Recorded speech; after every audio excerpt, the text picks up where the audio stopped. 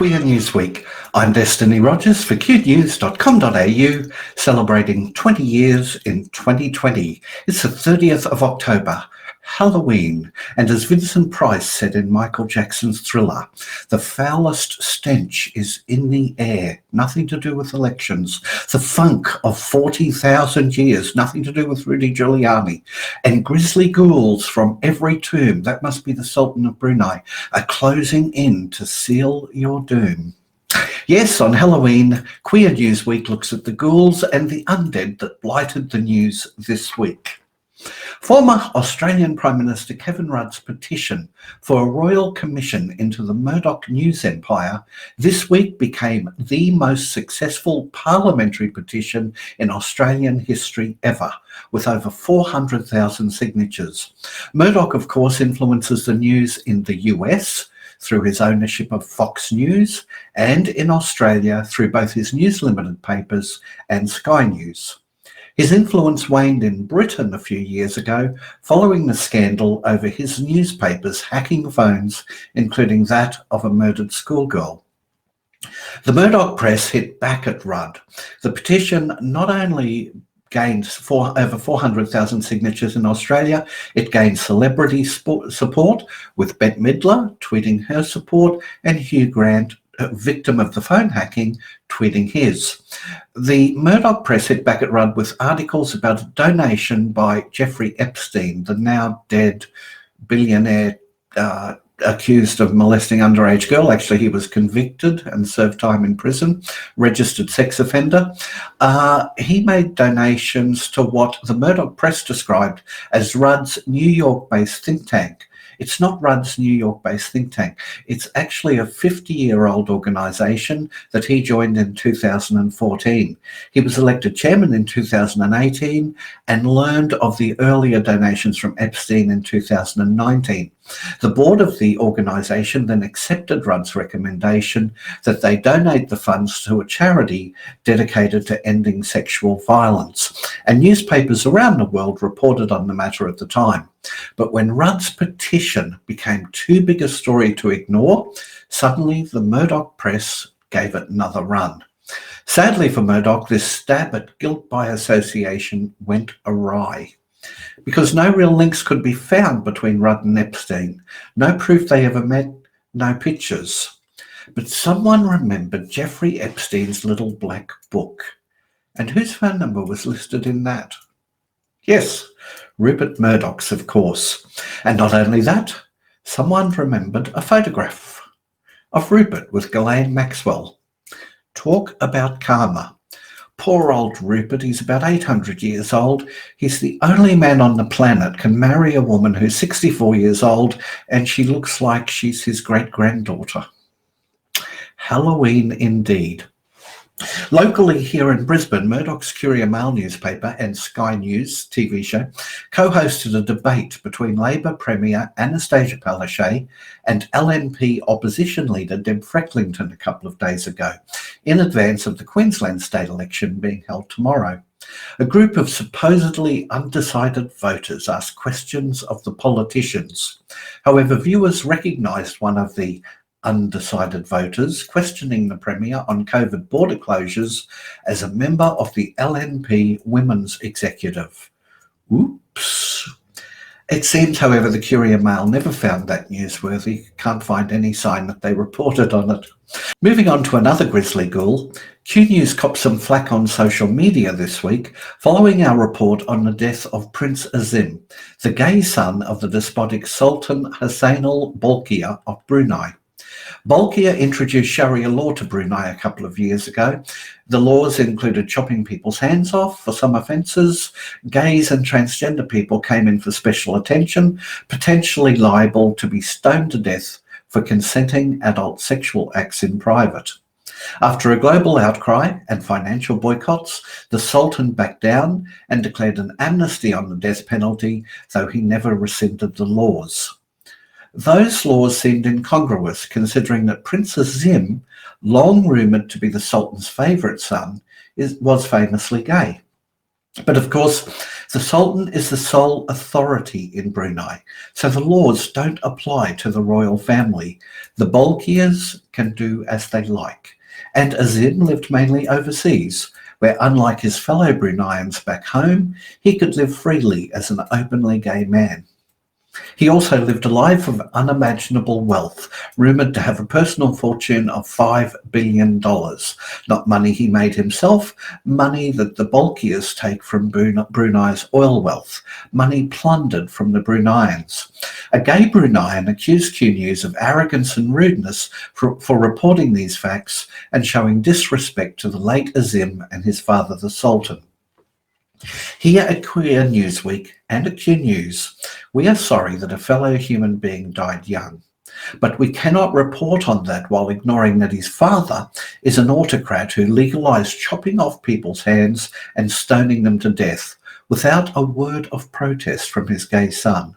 The man who complained about our report mentioned the Sultan's generosity, saying that he received a full scholarship to study at the University of Queensland because of His Majesty's generosity. But it was not the Sultan's money, it's Brunei's money. The Sultan regards the country as his personal property, its oil resources as his own, and the Sovereign Wealth Fund as a private piggy bank. We will never show respect to a man who does not allow his citizens a vote or a free press, does not allow criticism of himself or his regime, and threatens to chop off people's hands and stone them to death. We don't know where his homophobia comes from, but perhaps he was teased over his name at school. Has anal. Who knows? Sadly, his son was not the only enabler of this despicable tyrant. A rich man finds friends easily. The British Windsors are old friends. And just a few days before Azim's death, the Australian Foreign Minister turned up bearing gifts. Unsure what to give a man with the world's largest fleet of Rolls Royces and huge palaces and personal jumbo jets, she settled on a pair of R.M. Williams boots. Apparently a faux pas, according to Bruneians Queer Newsweek spoke to. Sitting shoes on a table in a country where religious and cultural dictates normally require them to be left at the door showed not much thought went into the gift. But they may prove useful. Blood washes off them easily. So if Sultan Baqaya ever needs to preside over a stoning,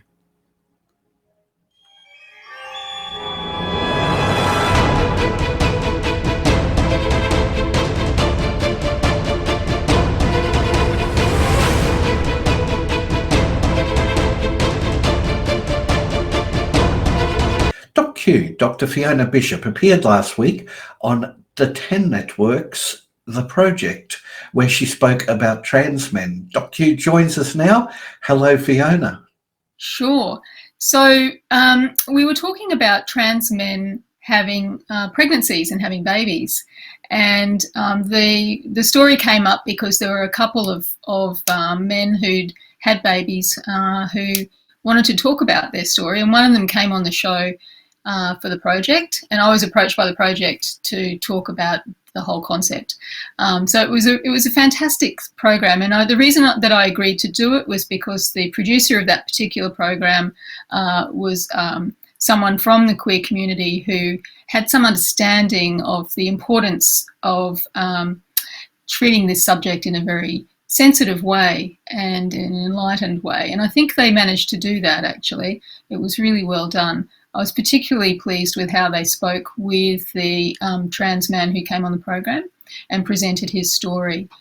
So he was actually someone who I'd known from my previous work years ago, and was someone who I'd been involved with when he first transitioned. And so it was really wonderful to see him again and to see him with his baby, who's now several months old. And the whole idea, the premise of the program was that we wanted to present trans men having babies as a normal thing. We didn't want to present it as some kind of freak show or something that was really unusual, and it was meant to really normalise the whole thing.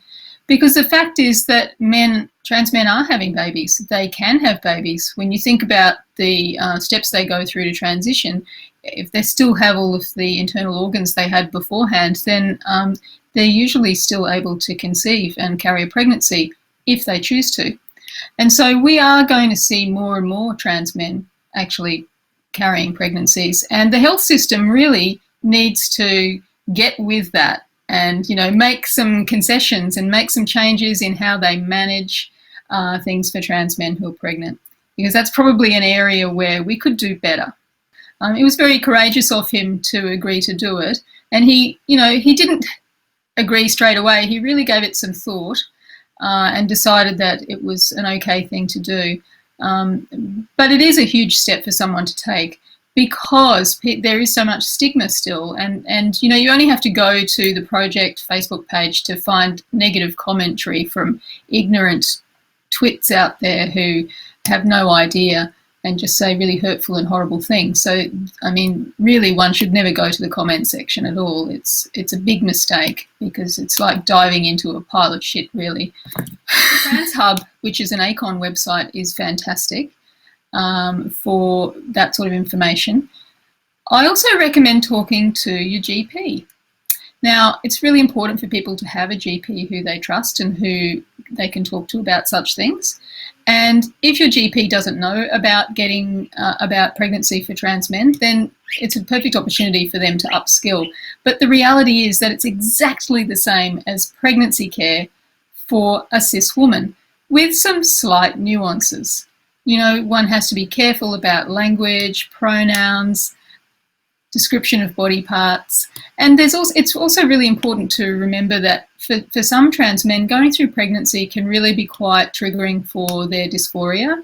So it's really important that they're well supported, and they perhaps have a psychologist or counsellor who they can talk to, and that they have a supportive GP who can help them through the whole process. Thank you, Dr. Fiona Bishop, DocQ, who of course is always our friendly, supportive GP to talk to and find out about these matters, particularly concerning trans health, HIV and sexual health. DocQ. Thanks, Fiona. Thanks, Destiny.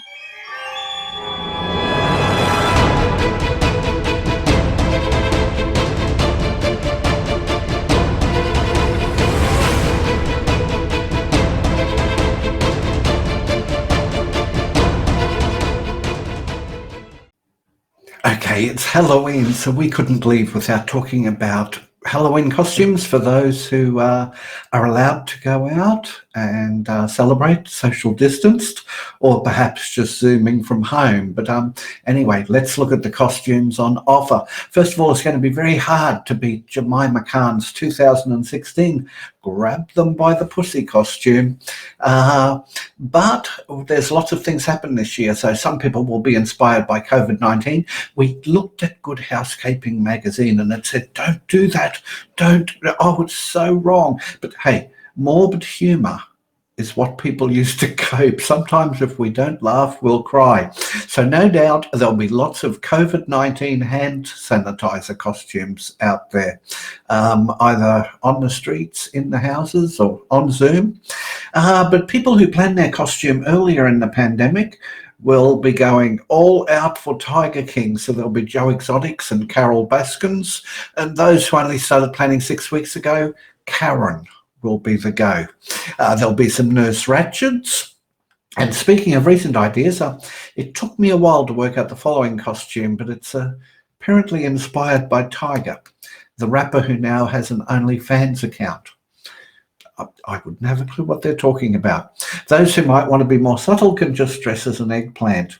But to really be up to date, you need to go out as something from Borat. And what better than dirty old Rudy with his hands down his pants, tucking in his shirt, my fat ass. But if you want to go out as Rudy the Lying Tucker, there are tucking costumes readily available. Finally, couples could dress up as a soon-to-be-dismissed Christian University president and partner. And for groups, there's always the option of a bunch of old queens, a gaggle of queens, I think you call it. And lastly, for those who want to both entertain their friends and make them think, there's the option of dressing as a song title. This has been Queer Newsweek. We'll be back next week. Don't forget, check out the latest news on qnews.com.au. Like and follow us on Facebook and YouTube. We're here, and we are most certainly queer.